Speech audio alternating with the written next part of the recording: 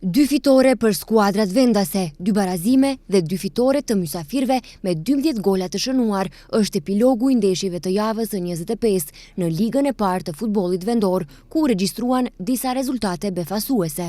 Shkëndia në stadiumin Buzsharit në Tetov me një lojë mesatare regjistroi fitoren e 16 sezonale, duke mposhtë ekipin AP Brera me rezultatin 2-1. Autor të golave për ekipin vendas ishte Besart Ibrahimi në minutën e 9 dhe 61, ndërsa golin për ekipin Brera realizoi Ibrahim Abiodun në minutën e 54. Me 3 pikët e fituara, sot Shkëndia kryeson me 53 pikë apo 4 pikë më tepër se Sileksi në vendin e dytë. Rezultat befasues ndodhi në stadiumin Boris Trajkovski në Maxhari, ku ekipi gostivarit pësoi 0-2 nga Voska Sport.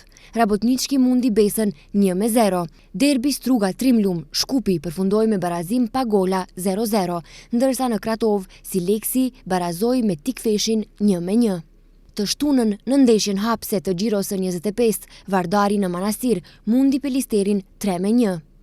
Rezultatet e javës së 25, Shkëndia AP Brera 2-1, Struga Trimlum Shkupi 0-0, Gostivari Voska Sport 0-2, Rabotnički Besa 1-0, Sileksi Tikfeshi 1-1 dhe Pelisteri Vardari 1-3.